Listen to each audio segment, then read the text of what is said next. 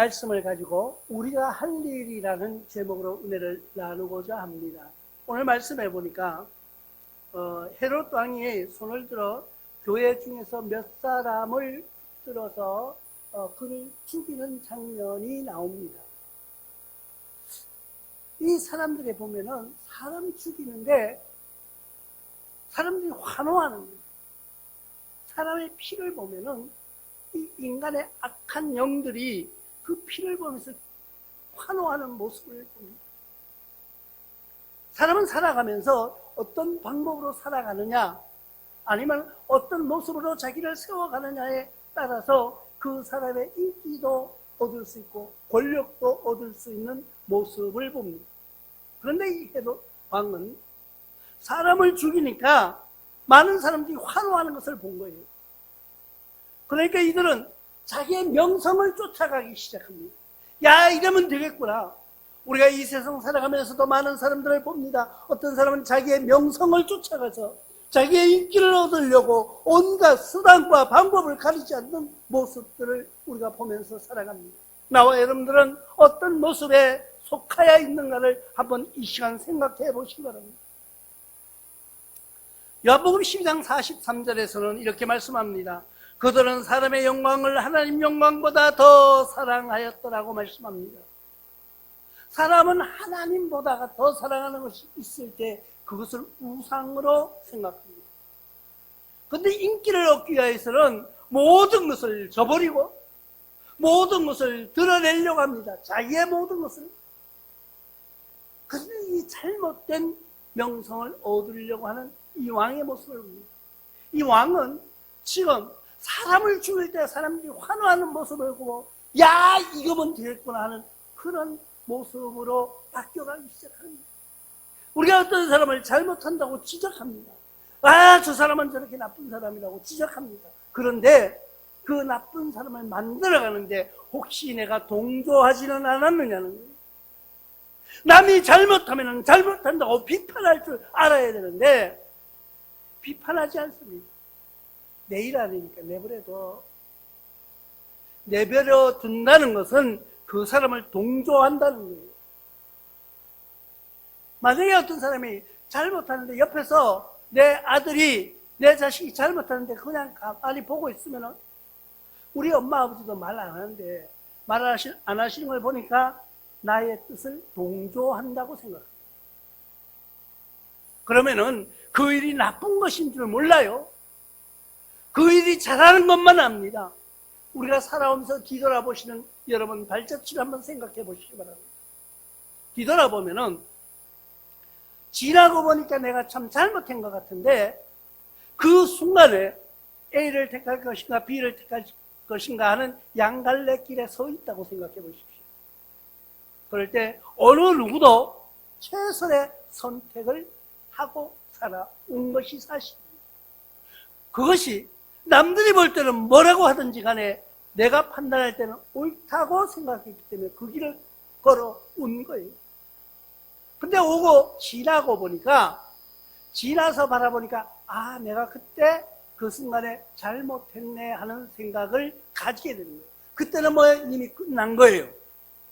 그럼 끝나기 전에 그 길을 선택할 때에 누군가가 강력하게 아니라고 하든지 그 길을 설득시켰다면은 그 길을 가지 않을 수도 있었다는 거예요.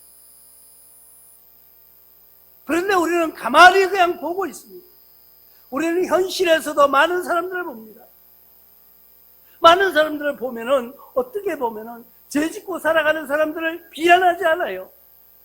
내 일 아니니까 내버려둬야 합니다. 비난하지 않는 그 일은 그 일을 동조하는 겁니다.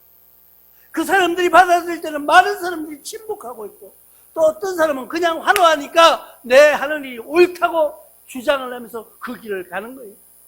이 왕에게 만약에 환호하는 백성들이 없었더라면 만약에 그 중에 그 순간 많은 사람들이 야유를 했더라면 아마 이 왕의 형태가 바뀌어졌을 수도 있었다는 거예요. 근데 이때 무리들은 어떻게 했습니까? 사람을 죽이는데 박수치고 환호하기 시작합니다. 세상에 이렇게 완악한 사람들이 어디 있습니까? 그런데 그 완악한 그 길을 걸어가는 그 길을 환호하는 그 군중의 머릿속에서 자신은 그 일이 잘한다고 생각하는 거예요. 그러니까 사도행전 12장 오늘 1절과 2절의 말씀에 보면은 어떤 말씀이 나옵니까? 그때 헤로드 왕이 손을 들어 교회 중에 몇 사람을 헤아려 요한의 형제 야고보를 칼로 죽이니, 요한의 형제 교회를 해하려고 했다는 거예요. 교회를 해하려고 할 때에 박수 치는 사람들이 얼마나 많은지 압니까? 외부 사람이 아니에요. 교인들도 박수 치면서 환영하는 거예요. 우리는 겪어봤습니다. 우리는 지나가 봤습니다. 코로나로 인하여서 교회가 예배드리지 못하게 하니까 기뻐하는 교인들이 없었습니까? 오히려 환영하는 목사님들도 있었다는 것을 우리는 안타깝게 생각하는 거예요. 그 일에 동조하는 사람들, 그 일에 함께 협력했던 무리들 우리가 기억하고 있다는 거예요. 사도행전 24장 27절에도 이때가 지난 후 보르기오 베스도가 벨릭스의 소임을 이어받아 벨릭스가 유대인의 마음을 얻고자 하여 바울을 구류하여 듭니다. 이 사람이 어떤 악한 일을 사람들에게 인기를 얻고자 할 때 사람을 가지고 행하는 일들이 있는 것을 볼 수가 있습니다. 사람을 구류하였던 거예요. 사람을 잡아간다는 거예요. 우리는 아무리 미워해도, 죄를 미워도 사람은 미워하지 말라는 말이 있듯이, 우리가 어떤 잘못된 정책을 하는 사람들이 잘못된 일을 할 때는 네 편, 내 편이 아니에요. 네하고 나하고 같은 편이 아니라고, 같은 편이라고 협조하는 거, 같은 편이 아니라고 반대하는 것이 아니라 사람을 사랑하는 일에, 사람을 죽이는 일에는 협조해서는 안 된다는 거예요. 사람은 그런 일들을 하면서 인기를 얻으면요, 그게 잘하는 일인 줄 알고 그 길을 쫓아가는 거예요. 명성을 쫓아가는 인간들의 모습이 드러난다는 거예요. 그러면 그들이 어떻게 하느냐는 거예요. 이 헤롯 왕은 사람을 죽이기까지 했습니다. 그리고는 또 그 중에서 인기 있는 사람, 아니면은 어떤 사람을 옥에다 가둬두는 거예요. 잡음에 옥에 가두어 군인 내식 내패에 맡겨 지키고 6월절 후에 백성 앞에 끌어내고자 합니다. 누구를요? 베드로. 왜? 그가 많은 사람들에게, 군중들에게 인기가 있기 시작합니다. 예수의 제자로서 기적을 행하기도 합니다. 나가서 병든 사람들을 위해서 기도하니까 낫는 기적이 일어납니다. 귀신 들린 자에게 기도하니까 귀신이 쫓겨나갑니다. 그러니까 베드로의 모습이 드러나니까 그를 옥에 가두었다는 거예요. 그러면 반대로 그가 병을 고쳤을 때, 귀신을 내쫓았을 때, 귀신을 내쫓기고 또 병을 고침받은 사람은 이 사람에게 감사하지만 감사하는 사람만 있다는 건 아니에요. 왜? 그를 미워하고 시기하는 사람들이 많이 있었다는 거예요. 그 사람들의 인기를 얻기 위해서 이 왕은 그를 잡아서 옥에 가두는 그런 무지한 일을 저질렀는데 군중들이 그를 좋아했다는 거예요. 우리가 의로운 일을 하다가도 옥에 갇히는 경우가 있는 것을 성경에서 말해줍니다. 요셉의 모습을 봅니다. 창세기 39장 20절에 이에 요셉의 주인이 그를 잡아 옥에 가두니 그 옥은 왕의 제수를 가두는 곳이었더라. 요셉이 옥에 갇혔으나, 요셉이 뭐 때문에 갇혔어요? 요셉은 자기가 잘못해서 갇힌 것이 아니에요. 자기가 정의를 행하다가 갇힌 거예요. 오해를 받고 시기를 받아서 그가 죄수의 몸을 든 것을 우리는 볼 수가 있습니다. 사도들의 모습을 봅니다. 사도행전 15장 18절에 사도들을 잡아다가 옥에 가두었더니, 사도들이 뭘 잘못했어요? 하나님의 복음을 전한 것밖에 없어요. 그런데 그들을 잡아 가두었어요. 왜? 상대성이라는 거예요. 이 사람들을 볼 때는, 이 무리가 볼 때는 저 사람들이 나의 두려운 존재로 다가오기 시작합니다. 그런데 그 반대 세력의 인기를 얻으려고 그를 잡아 가둡니다. 이 베드로가 잡힌 모습도 봅니다.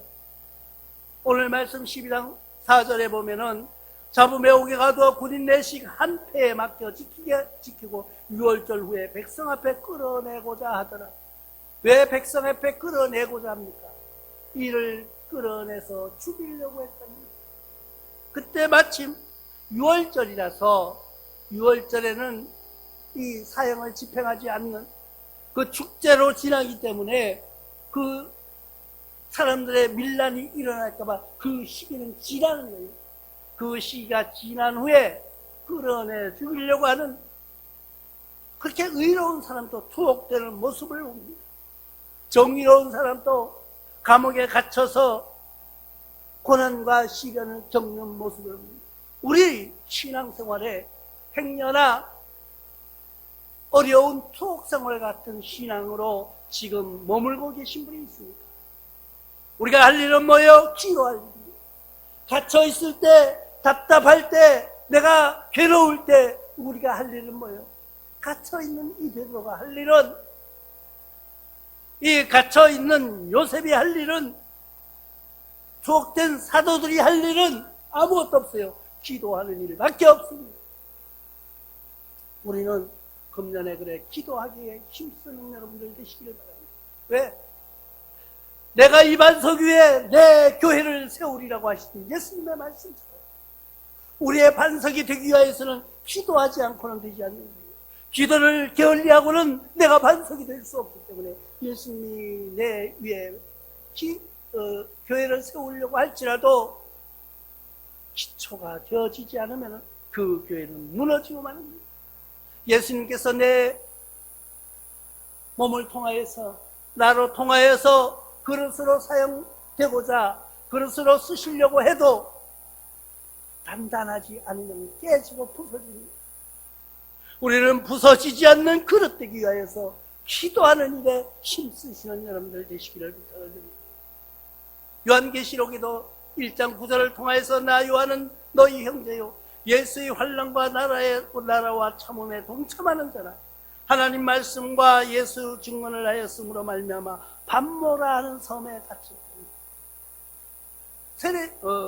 이 요한계시록을 쓴 요한도 반모 섬이라는 곳에 갇혀있답니다. 왜?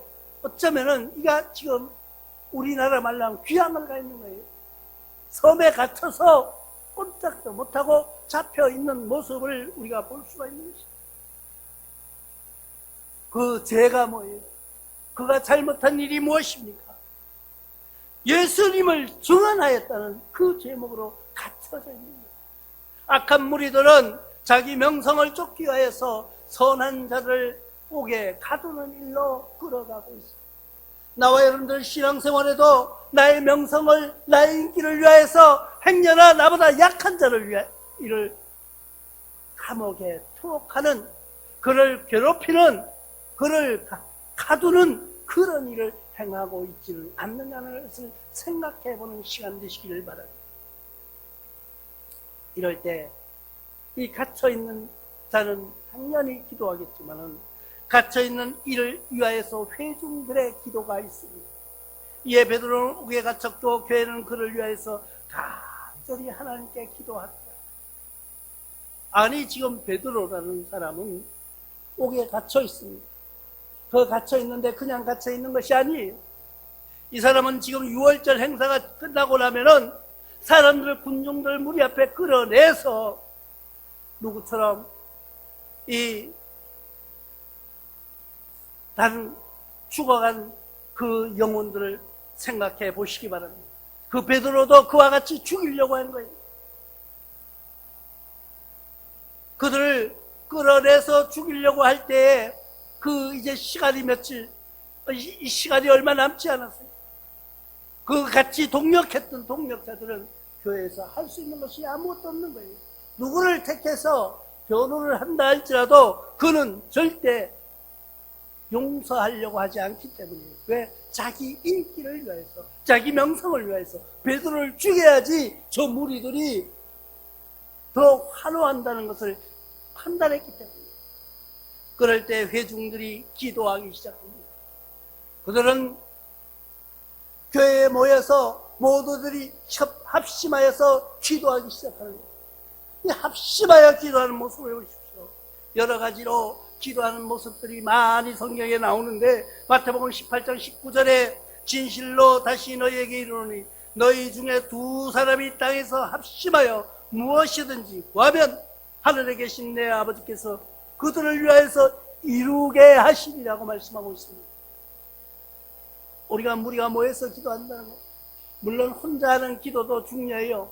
그러나 둘 이상 연합하여서 합심하여서 이 땅에서 합심하여 무엇이든지 구하면 하나님께서 다 이루게 하신다는 거예요. 우리가 그래서 합심하여 기도하는 것, 우리가 내게 천하보다 귀한 사람의 영혼을 맡겨 기도하게 하심에 감사합니다는 표어로 우리가 사람들의 이름을 걸어놓고 기도하기 시작합니다. 왜? 내 혼자 기도하는 것이 아니라 우리가 기도하는 것은 하늘에 계신 하나님이 합심하여 하는 그 기도를 응답하여 주시겠다고 약속하신 이 말씀을 붙들고 우리는 기도하는 것입니다. 사도행전 1장 14절에도 여자들과 예수의 어머니 마리아와 예수의 아우들이 더불어 마음을 같이하여 오로지 기도에 힘쓰니, 예수의 어머니 마리아도 지금 예수님이 십자가에 못 박혀 돌아가신 것을 보고 아무것도 할 수가 없습니다. 그러나 마리아는 알고 있었습니다.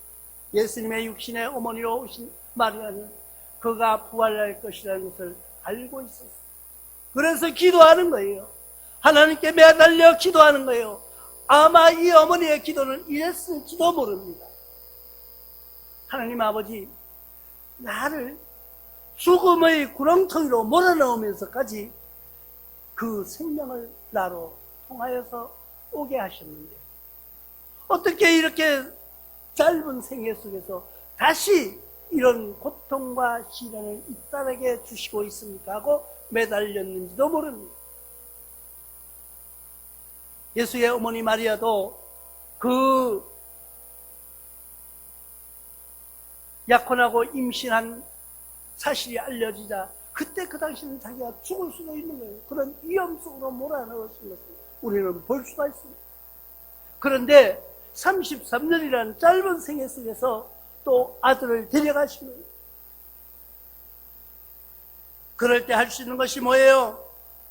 그는 다른 사람들과 같이 기도했다는 거예요.